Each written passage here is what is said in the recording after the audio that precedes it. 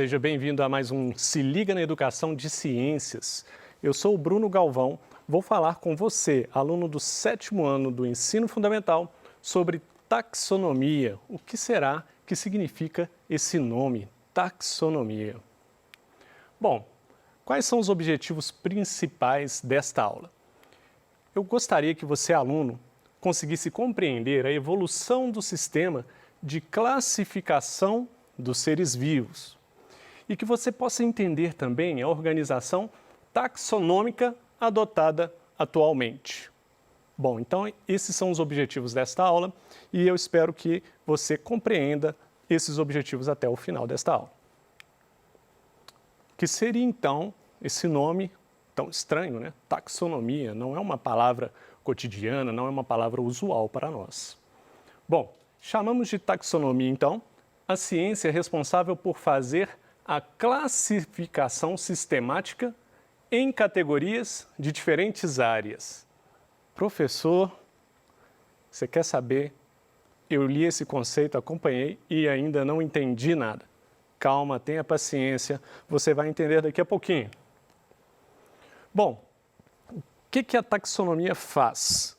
Ela vai ser responsável, então, por categorizar, ou seja, dividir em categorias, os seres vivos em grupos afins, ou seja, em grupos que são parecidos, semelhantes, baseando-se nas semelhanças, nas características físicas, nas características anatômicas, na estrutura do corpo e, atualmente, utilizando também os dados evolutivos e genéticos para que você consiga ter uma ordenação, uma organização dos seres vivos, de forma que o mundo inteiro, os cientistas, os estudiosos e todos nós estudantes possamos compreender e diferenciar animais, plantas, entre outros seres vivos. Vamos pensar aqui na importância da taxonomia, mas para a gente pensar na importância dela, eu vou usar um exemplo aqui para você tentar entender melhor o que eu quero dizer com a importância da taxonomia. Imagina que você tem lá no seu guarda-roupa lá algumas gavetas lá onde você guarda suas roupas e você tem lá, por exemplo, meias. Você tem meias lá no seu guarda-roupa, você quer separar essas meias. Você tem blusas, muitas blusas. Você tem bermudas. E aí, vou colocar mais alguma coisa aqui. Você tem lá bonés também. Você quer separar isso aí. E aí você tem muitos desses aqui. Vamos dizer que você tem, sei lá, umas 100 bermudas, umas 500 blusas, 300 meias, 500 bonés, números altos. E você vai jogar isso tudo dentro de uma gaveta lá. Você tem lá uma gavetinha, você tem 3 gavetinhas aqui. Aí está lá a gavetinha. Se você jogar tudo misturado aqui, vai ficar difícil na hora que você precisar de sair e pegar só a meia daquela cor que você quer, pegar só as blusas. Agora, se você organizar, você vai ter mais facilidade. Digamos que você coloca somente meias na primeira gaveta, somente blusas na segunda gaveta, somente bermudas na terceira gaveta. E os bonés você vai pendurar num cabide, sei lá. Você usa um cabide lá, pendura os seus bonés. Ou seja, quando você tem uma grande quantidade de materiais para selecionar, você precisa de organizá-los. E da mesma forma acontece com os seres vivos. Nós temos milhares, na verdade milhões de espécies de seres vivos no planeta. Acredita-se que pode chegar a mais de 50 milhões. Imaginem um número gigantesco desse se você não tiver organização, se você não tiver esses seres vivos devidamente separados em grupos. Então, aqui você teria grupos de bermudas, grupos de blusas, grupos de meias. Da mesma forma, você precisa de ter grupos de animais, grupos de plantas, grupos de vários seres vivos para que você consiga se organizar e falar uma mesma língua com o mundo todo. Então, daí a grande importância. Voltando aqui, então. Pensando nessa importância de organizar, vamos ver as importâncias específicas do estudo da taxonomia. Identificação de seres úteis às atividades humanas. Ah, tá. Então, naquele meu exemplo, meia serve para você calçar nos pés, certo? Tem uma função. Aqui, alguns seres têm utilidade também para os seres humanos. Vou dar um exemplo aqui, jararacas. As cobras jararacas, nós utilizamos os venenos da jararaca para produzir um medicamento para controlar a pressão alta. Se você não tivesse organizadinho, não soubesse identificar uma jararaca, você poderia pegar um veneno de uma cobra errada e você não ia conseguir fazer esse medicamento. Está vendo a importância de organizar seres vivos? Nós utilizamos seres vivos para muitas atividades. E esse exemplo da jararaca é um exemplo muito clássico. Estudo dos habitats. Bom, para você pegar uma jararaca, para ir lá, retirar o veneno dela e fazer um remédio de pressão para controlar a pressão alta, você precisa de saber onde esse animal vive. Então, daqui mais uma importância de saber seu habitat. Além disso, saber o habitat dos seres vivos, de uma maneira geral, é importante para você saber onde encontrá-los e onde precisa de ser preservado, onde que você vai utilizar, e, enfim, conservar aí a biodiversidade do nosso planeta. E aí entra justamente esse terceiro ponto. Conservação da biodiversidade. Como eu disse aqui, usamos os animais para várias funções. Nós temos animais que nos ajudam a carregar cargas, né? É o caso dos cavalos que foram usados por muitos anos, hoje em dia ainda é utilizado nas roças.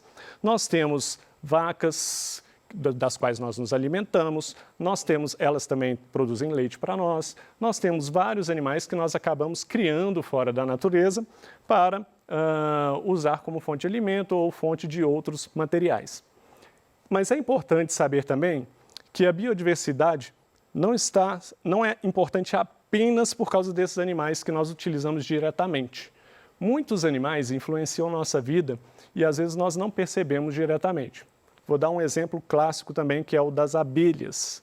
A polinização das abelhas, ou seja, quando as abelhas levam um grão de pólen de uma flor para outra, elas estão ajudando na reprodução das plantas, permitindo que mais plantas cresçam no nosso planeta, e nós sabemos o quanto as plantas são importantes para nós, tanto as frutíferas, das quais nós nos alimentamos, mas também o fato das plantas retirarem parte do gás carbônico da atmosfera. Olha como um pequeno animal como a abelha tem um papel fundamental aí no nosso planeta, portanto, a conservação da biodiversidade é de tremenda importância e está ligada à taxonomia também.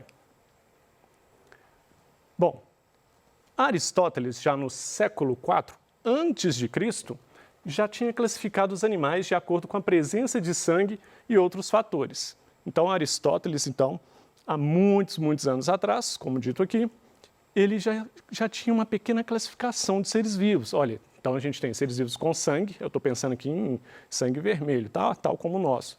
E indivíduos sem sangue, seres vivos sem sangue. Por exemplo, eu poderia dizer aqui, temos camelos, cavalos, têm sangue, mas nós temos aqui os insetos, por exemplo, alguns insetos, baratas, grilos, né?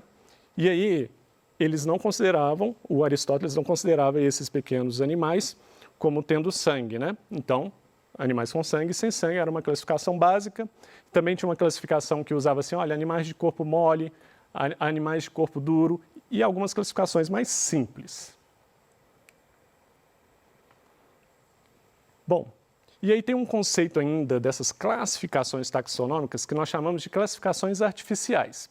E essa classificação do Aristóteles ainda era uma classificação artificial. Vamos entender o que é ser artificial quando pensamos em classificação dos seres vivos.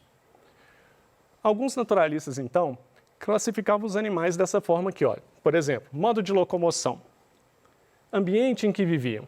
Vamos pensar no modo de locomoção. As aves se locomovem voando, então você poderia separar um grupo dos animais que voam. Aí tinha um probleminha. Morcegos, por exemplo, que são mamíferos, iam cair no mesmo grupo de gaviões, que são aves. Então, esse tipo de classificação ainda não era o ideal. Por quê? Não levava em consideração a história evolutiva das espécies que veio à tona com as descobertas de Charles Darwin. Uma famosa classificação, uma das classificações que foi usada como referência e até hoje é uma grande referência para a gente, foi a classificação de Linneu. Ele propôs uma classificação dos seres vivos com base em características estruturais ou anatômicas. Quando eu penso em estrutura, vamos pensar na estrutura do corpo humano, meu corpo aqui. Então, qual que é a minha estrutura? Olha, eu tenho 2 membros inferiores, que são minhas pernas, 2 membros superiores. Então, vários animais que tiverem essas características podem ser colocadas dentro de um mesmo grupo que que é a espécie humana. Animais que têm asas, então é uma característica estrutural. Então, os animais que têm asas podem ser classificados dentro de outro grupo. Então, isso que seriam características estruturais ou anatômicas. Nesse sistema de classificação de Linneu, a espécie seria a unidade básica de classificação. Então, primeiro você tem a espécie. Por exemplo, a espécie humana, que daqui a pouco veremos o nome da nossa espécie. E essas categorias, então, elas foram ampliadas em relação à proposta de Linneu. Mas o Linneu já propôs ali uma classificação baseada na estrutura dos seres vivos, e aí nós já tínhamos reinos, então, né? Classificação em reinos, em filos, e essa classificação, então, foi melhorada ao longo dos anos, e nós temos uma classificação atual, que vou falar daqui a pouquinho, que são as classificações modernas. O que seriam? Nas classificações modernas, as características evolutivas da evolução, do desenvolvimento dos seres vivos ao longo de milhares de anos, passaram a ser consideradas, bem como os ancestrais comuns desses seres, os fósseis de animais extintos e mesmo o que nós chamamos hoje, de genética, a moderna genética. Então, hoje nós temos aí, dentro das classificações modernas, vários fatores que vão influenciar como esses seres vivos são classificados, inclusive o estudo genético de cada ser vivo para entender melhor a qual grupo cada um pertence. Então, atualmente o que nós temos é um sistema que utiliza a classificação dos seres vivos obedecendo uma hierarquia que vai de reino até espécie. Como que seria isso? Vou passar aqui rapidamente para você. Seria o seguinte, ó. Então, nós teríamos reino... Ei, que letra feia. Vou melhorar aqui agora. Reino, filo, vou colocar aqui na frente. Classe, passar para baixo aqui. Ordem, família, passar para baixo de novo. Gênero e, finalmente, espécie. E funciona da seguinte forma. O reino seria o grupo mais amplo. Dentro desse reino, podem ter vários filos. E você pode pegar um filo só desse, lembrando que ele pertence a um grande reino, e um filo só desse pode ter várias classes dentro dele. Então, cada vez que você vai andando aqui nessa categorização aqui, ó, nessa classificação, você vai tendo uma categoria muito grande, dentro dela várias categorias menores, dentro de cada uma dessas categorias ainda menores, ou seja, a ordem são as categorias menores do que classe, depois família, gênero, até chegar em espécie. Só que o espécie é o ponto de referência principal onde você não divide mais os seres vivos. Quando chega lá, por exemplo, na espécie Homo sapiens, que é a espécie ser humanos, acabou ali. Ali é a espécie ser humano, dali não tem como dividir mais. Então essa é a ideia aí da categorização dos seres vivos e a forma como nós classificamos atualmente. E essa ideia de reinos, filo, classe, ordem, família, gênero, espécie, esses grupos são chamados de táxons. Então, as espécies semelhantes nesses táxons, nesses grupos, elas são agrupadas em uma categoria que chamamos de gênero. É a leitura do que eu passei no quadro de trás para frente. Você tem uma espécie.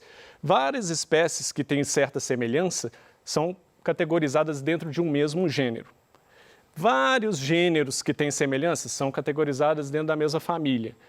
Várias famílias com características semelhantes são agrupadas dentro de ordem. Então, aqui é o pensamento contrário do que eu passei no quadro. Você olhando de espécie, subindo para gênero, depois para família, ordem, classe, filo e reino, ok? A ideia é semelhante. Agora, vamos a alguns exemplos para que você possa entender isso melhor. Reparem essas duas figuras aqui. Nós temos aqui um cachorrinho, inclusive uma foto uma foto aqui de uma amiga minha aqui, obrigado pela foto, e um gato. Repare esses dois animais. Diga para mim aí, pense, qual a diferença que existe entre eles e quais as semelhanças existem entre eles? Eu vejo muitas semelhanças, eu vejo focinho, eu vejo orelhas, não dá para ver o do gato direito, mas eu tenho certeza que esse gato aqui deve ter uma cauda, né, um rabo. Eles têm 4 membros, né, patas dianteiras e traseiras. Vamos ver agora a classificação deles científica, ok? Vamos sempre comparando com o outro. Repara o cachorro e o gato, ó. Os dois pertencem ao reino animal, ou seja, o reino dos animais. Os dois pertencem ao filo Chordata, que é o filo a qual estão os vertebrados, os que possuem vértebras. Os dois pertencem à classe mamália, porque são mamíferos. Então, os filhotes vão se amamentar na mãe, que tem as mamas. É uma classificação aqui. A ordem deles é carnívora também, principalmente porque eles se alimentam principalmente de carne, são carnívoros. Agora, quando chega em família, eles já se diferenciam mais, está vendo? À medida que você vai chegando perto de espécie, vai afunilando mais, vai ficando, as características mais específicas vão começando a dividir mais esses grupos. Então, aqui a família dos cães é a Canidae, enquanto a família do gato é o Felidae. Felidae lembra felino mesmo, e a família de Canidae lembra canino, né? E depois o gênero aqui a gente já vê que já mudou completamente, a gente já tem aqui o gênero Canis nos cães e o gênero Felis nos gatos. Nós temos que a espécie dos cães é a Canis lupus, enquanto a espécie de gatos é a Felis catus. Agora vamos a um exemplo aqui extremo. Agora, tenta achar uma coisa igual entre esse cachorro e essa seringueira. E depois tente achar algo de diferente neles. Vamos ver como fica a classificação deles. Nós temos aqui, logo de início, que o reino deles já é diferente, logo no começo. Então, o reino do cachorro, reino animalia, e o da seringueira, plantae. Não é para ler esses nomes difíceis aqui não, que a classificação das plantas não é fácil mesmo. É só para você perceber que quando eles são muito diferentes, já desde lá do início, eles nem pertencem ao mesmo reino. Então é assim que é feita as classificações sistemáticas, ou é assim que se estuda a taxonomia. E como que se nomeia uma espécie, né? O nome científico ele sempre vai ser composto por 2 palavras, tá? A primeira sempre vai representar o gênero da espécie e a segunda vai representar um nome específico. Aqui o nome da nossa espécie, ó, Homo sapiens. Homo é o gênero e sapiens, Homo sapiens, os dois nomes juntos, representam a nossa espécie. O que mais tem na nomenclatura? As 2 palavras têm que estar em itálico ou negrito. Itálico é essa letra meio curvadinha, assim, meio de lado, assim, ó, quando a gente digita no computador. Então, Homo sapiens, a primeira está em itálico, a segunda aqui, a letra está mais forte, está em negrito. Quando a gente vai escrever isso num caderno, aí você faz o seguinte, ó.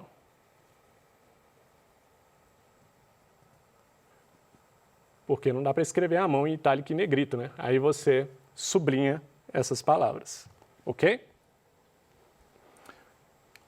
E, finalmente, a primeira letra do gênero deve sempre estar com letra maiúscula e a segunda letra da espécie deve estar em minúsculo. Homo sapiens, a primeira letra lá da primeira palavra homo, que reconhece o gênero, letra maiúscula.